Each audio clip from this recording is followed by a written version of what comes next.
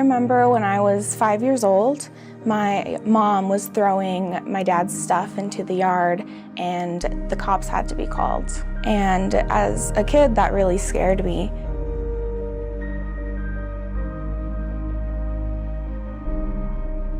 Living with my parents, there was a lot of dysfunction, there was a lot of fighting. My mom drank a lot. We became known throughout the neighborhood as the family that always had the cops called.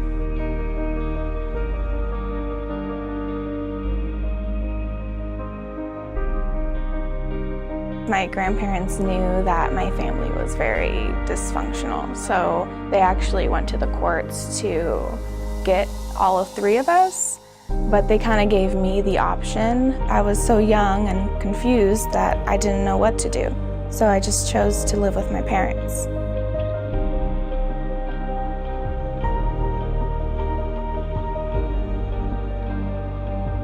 My parents didn't really pay a lot of attention to me, so every morning I'd wake myself up, dress myself, and I wouldn't eat breakfast. I walked to school by myself, sometimes showing up late. I was known as the kid with messy hair and mismatched clothes.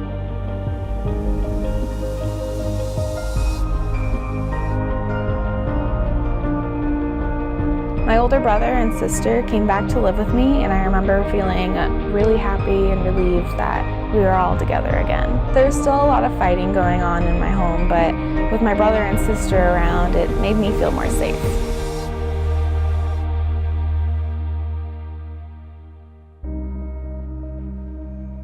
When I was in 4th grade, I was taken out of class 10 minutes before the bell rang and was told that I was not going to be going home that day. All my things were already packed up and I was placed in a foster home with my brother, and my sister was around the corner from us in another foster home.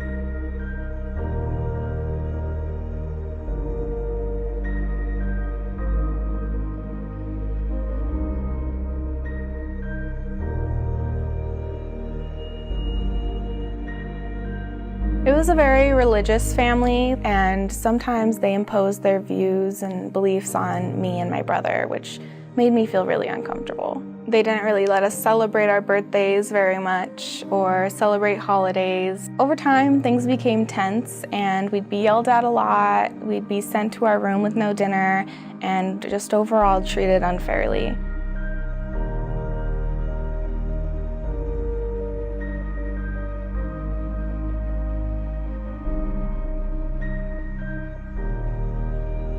In this next house, there were 5 other foster kids living there, and there was not a lot of supervision. If we wanted to go anywhere, then we had to find our own transportation, which usually consisted of the bus.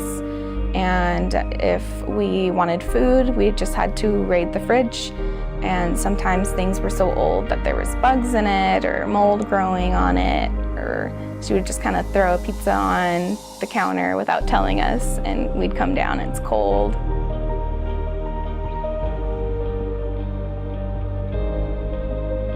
My brother had a friend in middle school that he would hang out with a lot, and his mom started to realize that something wasn't right. She actually stepped in and started taking me and my siblings to school, which is actually pretty amazing since we all went to different schools.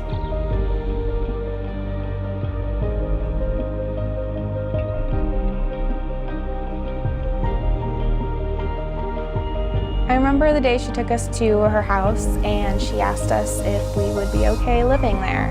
And I thought it was really cool that she wanted us. She actually wanted us.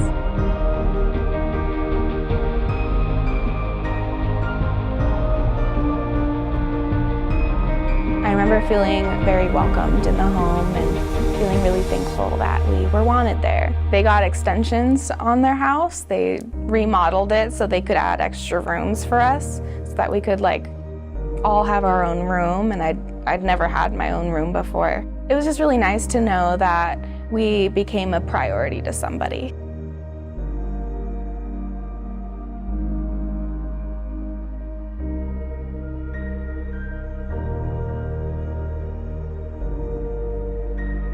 I was pulled out of my high school freshman science class one day and received the news from my school counselor that my mom had died. The way my mom drank, I didn't have to be told that alcohol had been the cause of her death.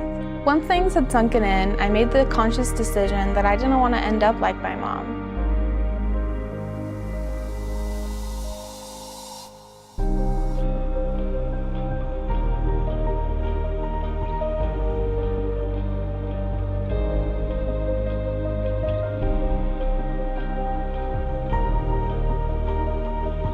When we got to San Diego, I interviewed with Walden and was accepted into their transitional housing program. Then I met Edith, who was my first social worker through Walden. She helped me look for apartments and fill out applications. I had never lived on my own like this before, so Edith was there every step of the way. Some of the things that I helped her with were budgeting. She had a goal in mind as far as how much money she wanted to save while in the program, so kind of guiding her towards that goal. She had really good skills coming into the program already, so it was more just providing a lot of reassurance, guidance, just encouragement, letting her know that she was on the right track.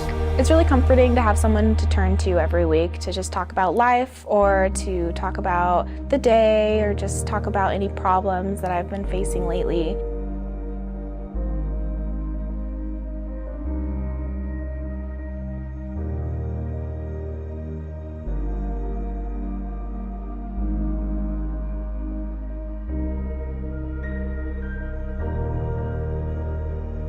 Definitely being in this program with Walden is life-changing. I don't know where I'd be without them today.